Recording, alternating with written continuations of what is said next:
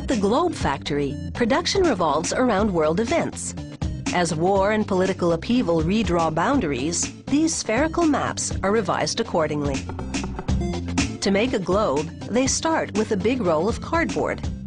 A machine pulls it under a roller that coats it with glue. A knife then slices the cardboard into smaller pieces, which will serve as liners for the maps.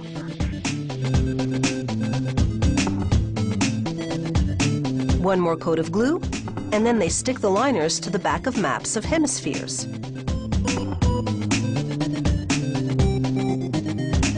Heated rollers press them together, completing the seal. Each map is of a hemisphere, and the printout fans out like a pinwheel. A powerful press now cuts the maps along those lines.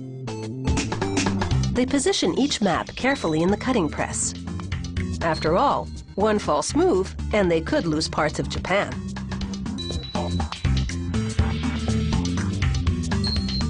It takes 2 punch cuts to do the job.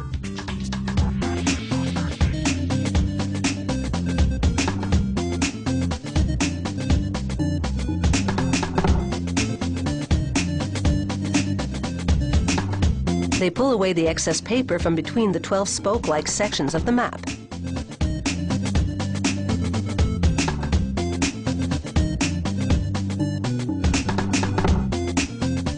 Here's a top view of that cutting press. It acts like a giant fist to punch out the map pinwheels.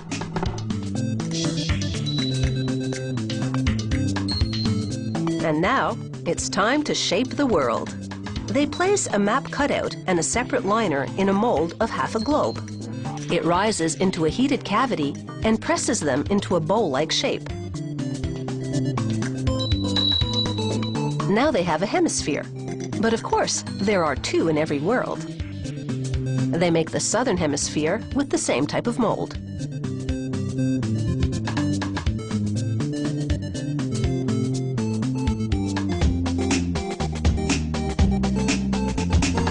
The molds also emboss each map to signify peaks and valleys on the Earth's surface. Here's an inside look at those molds.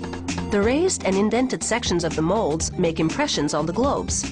They'll allow people to see and feel variations in the world's topography, both above ground and underwater.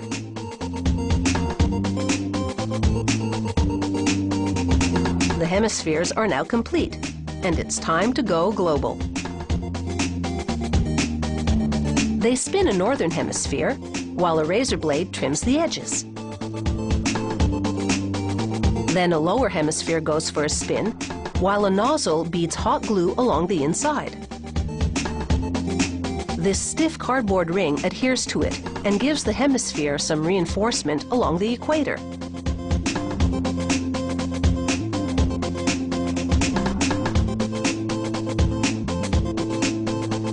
They apply glue to the northern hemisphere, and it fits over the ridged edge of the southern one.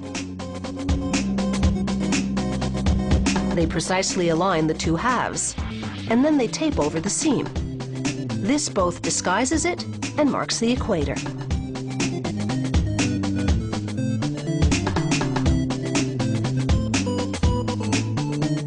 Next, they mount each globe on a pedestal that's attached to a metal arc, called a meridian. Suction to the top of the globe, the meridian will allow it to revolve. From fragments of paper and cardboard to a globe, this world was made in just a couple of hours. Globes tell us where we are in the world and help us figure out where we're going. Globes come in many different languages because there is, well, a worldwide demand for them. And because they help us get our bearings, you could say they make the world a better place.